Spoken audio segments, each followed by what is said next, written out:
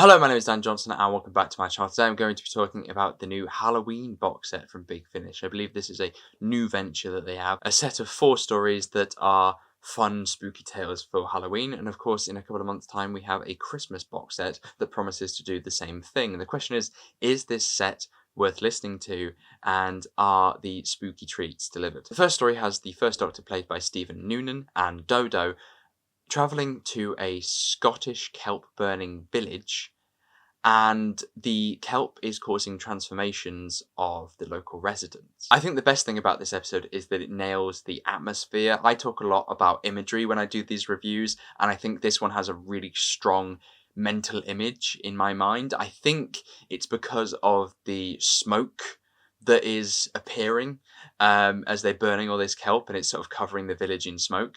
And they say during the story that during certain months of the year, you don't want to be outside because you are better off being inside and sort of locked away, because going outside you can't see, you can't breathe. And I love that sort of idea that you're very confined. In terms of the script though, what helps the story massively is the Doctor and Dodo are seen as outsiders, and as they're seen as outsiders, there's kind of that weird question of, are these people otherworldly? Are they just cautious of people that are not part of their town?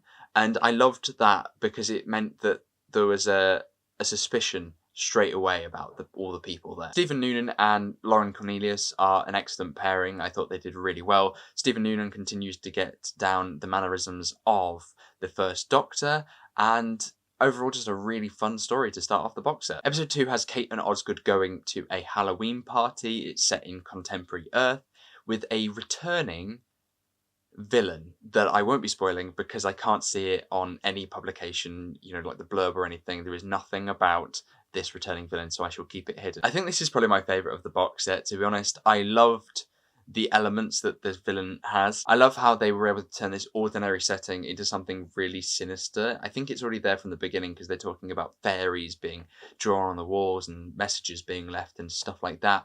But I think that they can turn such mundane things like neighbours knocking on walls and the flat above making sounds and making it really sinister, and that leaves a really strong lasting image. Episode 3 has the 8th Doctor and Audacity travelling to a cargo ship in which they encounter an entity called the Bramble King. I found the Bramble King really interesting because I thought it was an allegory for war, because they're talking about these people fleeing war on this cargo ship. I thought maybe it was a reference to some sort of PTSD where, you might have your arm full of brambles from war, and those things may be not deadly, but they are causing sort of pain and irritation from the little pricks, and if you move, things might jolt it, etc. That I thought that's what they were doing, but I realized that the meaning that I was projecting onto it wasn't really there. I could have just done with a little bit more meaning and a little bit more depth to it, because it kind of becomes a bit of a runaround in that respect. The 8th Doctor and Audacity are an excellent pairing. I mean, 8th Doctor stories are always really good and really fun adventures, so I'm not going to say that this is a bad episode, I just wasn't blown away by it. Episode 4 ends the set with the new 12th Doctor as played by John Coleshaw as a bunch of adventurers go into an ancient cave system. I think this story does suffer from the fact that it has a lack of Doctor. I think when you build this story up as the first 12th Doctor audio, well, the first 12th Doctor audio I've heard in a while, especially when I feel like they're trying to build their way up to a saga like Jacob Dudman had as the 11th Doctor, and I mean, that thing was excellent. Giving him a smaller part in his first story makes a lot of sense. You can allow people to introduce themselves to his way of doing the Doctor, but also allow him to perfect or iron out any creases that he may have with the impression. I think his impression is really good. The way I check if I like an impression or not is, does my brain subconsciously put that character that they are impersonating into the setting when I hear their voice? And for the 12th Doctor, that worked really well.